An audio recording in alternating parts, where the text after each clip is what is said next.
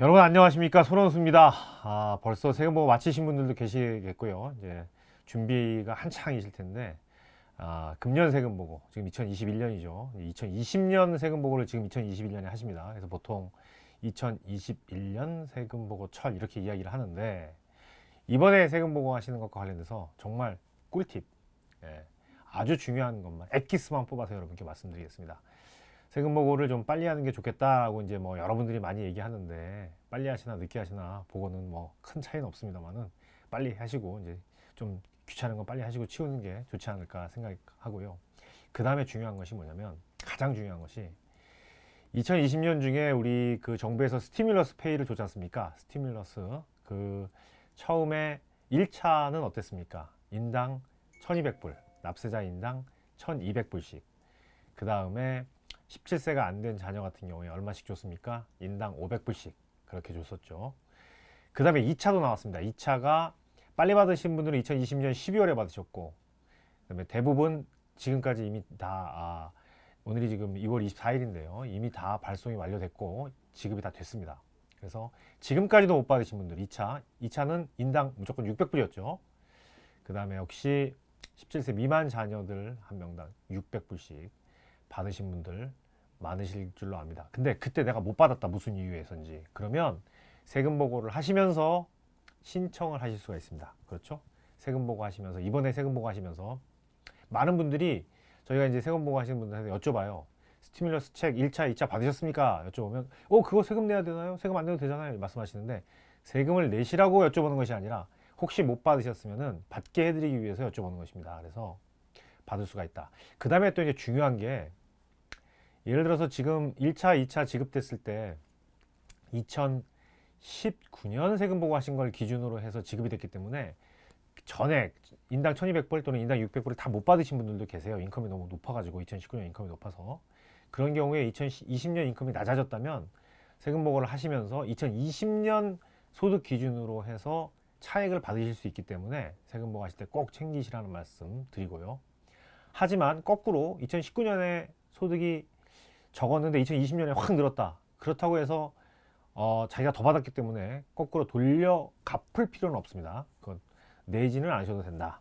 그래서 납세자한테 굉장히 유리한 그런 포인트죠. 그 다음에 여러분들 이번 그 세금 보고 하실 때 또 중요한 게 뭐냐면, 예전에는 그 도네이션 있지 않습니까? 기부 또는 헌금 이런 거 많이 하시는데요. 종교단체 이런 걸 하시고 이제 그 공제를 받으시려면 사실은 그 기본 공제가 아니라 항목 공제라고 하는 걸 받아야만 가능했습니다. 근데 이 트럼프 대통령이, 트럼프 행정부 때 그 항목별 공제를 받을 수 있는 확률을 굉장히 줄여버렸어요. 대부분의 사람들이 다 기본 공제, 스탠다드 디덕션을 받는데, 그래서 이제 이번 세금 보고 하시면서부터 공제 금액이 300불만 넘으면 무조건 다 죄송합니다, 기부 금액이죠. 기부 금액이 300불만 넘으면 무조건 그 스탠다드 디덕션, 기본 공제를 받으시는 분들도 그 도네이션, 헌금이라든지 이런 거 하시는 부분을 공제받을 수 있게끔 그렇게 바뀌었습니다. 그래서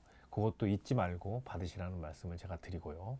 그 다음에 또 중요한 게, 이게 원래 작년부터 세금 보고하면서 꼭 챙겼는데요. 그 크립토 커런시라고 하죠. 그 비트코인 같은 거 투자하시는 분들은 반드시 그 처음에 그 텍스 보고하는 첫 번째 페이지에 물어봅니다.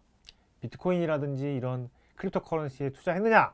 그래서 한 분들은 반드시 예스라고 대답을 하셔야지, 혹시라도 그런 걸 사고 팔고 거래를 하셨는데 노라고 대답했다가는 IRS에서 레드 플래그다, 이거는 이제 감사받을 확률이 굉장히 높아진다. 그래서 그것도 반드시 챙기시라는 말씀 드리고요.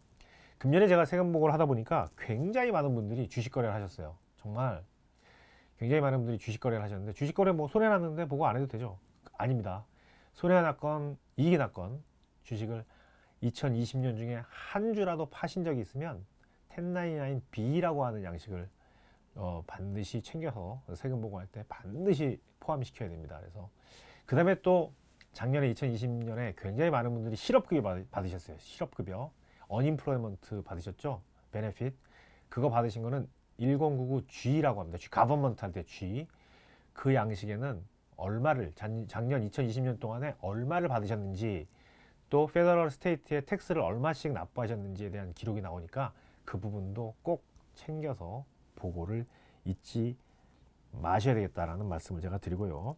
마지막으로 여러분들 대학생 자녀가 있는데 대학생 자녀 같은 경우에는 그 1차, 2차 우리 스티뮬러스 페이를 가족임에도 불구하고 부양가족임에도 불구하고 챙겨서 못 받은 분들이 많죠. 그렇죠? 그런 경우에 자녀분들이 아르바이트를 했다거나 또는 장학금을 많이 받았다거나 이런 경우에는 별도로 자녀분들이 세퍼레이트하게 인디펜던트하게 본인이 세금 보고를 함으로써 뭐 수입이 사실 없어도 돼요.